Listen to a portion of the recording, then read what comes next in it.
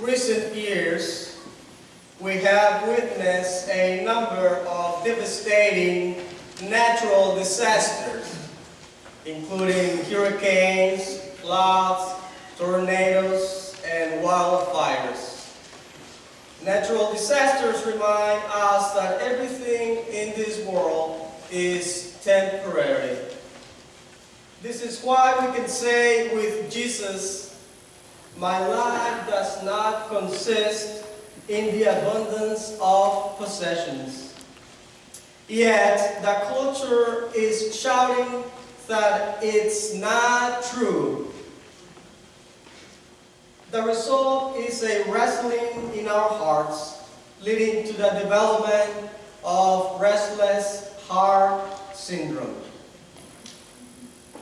Despite the fact that we say we believe Jesus' words, we still find ourselves devoting a great deal of time, talents, and resources to the accumulation of more stuff. We say that our lives do not consist in the abundance of possessions, but we live as if they do. Restless heart syndrome is a big issue. Perhaps you have heard about restless legs syndrome, a condition in which one has twitches and contractions in the legs. Restless heart syndrome works in a similar way, but instead of the legs, it takes place in our hearts or souls. Its main symptom is discontent. We find that we are never satisfied with anything. The moment we get something, we hardly take time to enjoy it before we want something else. That is called restless heart syndrome. This syndrome causes us to be discontented with the things we should be content with. For example, we find ourselves discontented with our stuff, our jobs, our churches, our children, our spouses, and living companions. God must look down on us and feel the way we feel when we give someone we really care about a special gift and he or she asks for the receipt.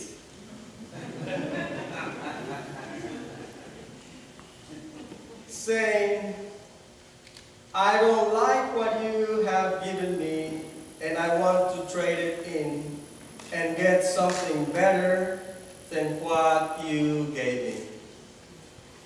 Restless heart syndrome. However, there is hope because restless heart syndrome is not always bad, and there is a cure for it. There is a good aspect about discontentment.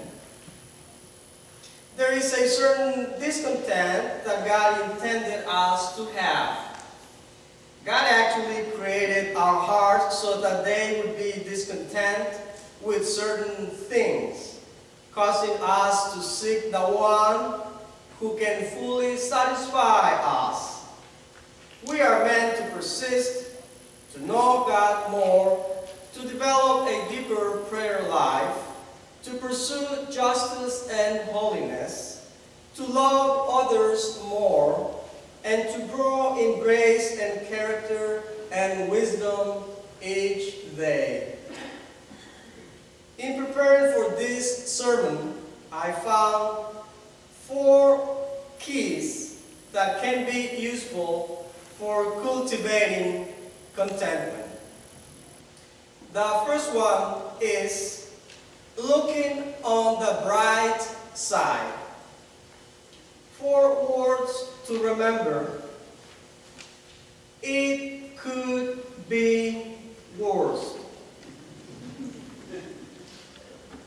John Arthur, pastor at Menlo Park Presbyterian Church in California, says there are 4 words we should say whenever we find ourselves discontented with something or someone.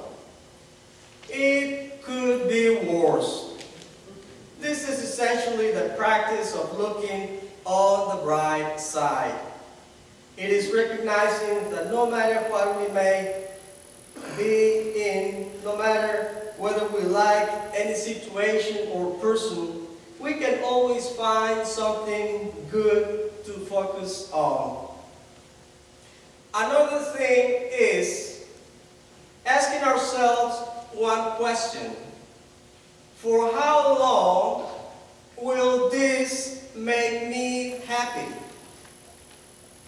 So often we buy something thinking it will make us happy, only to find that the happiness doesn't last very long.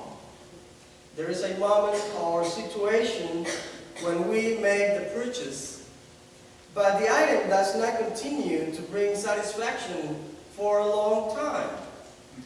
Many of the things we buy simply are not worth paying for. This is why it is a good idea to try before you buy. A third key to cultivating contentment is developing a grateful heart. Gratitude is essential if we are to be content.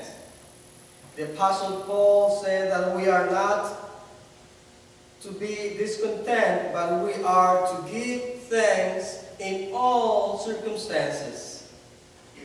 A grateful heart recognizes that all of life is a gift.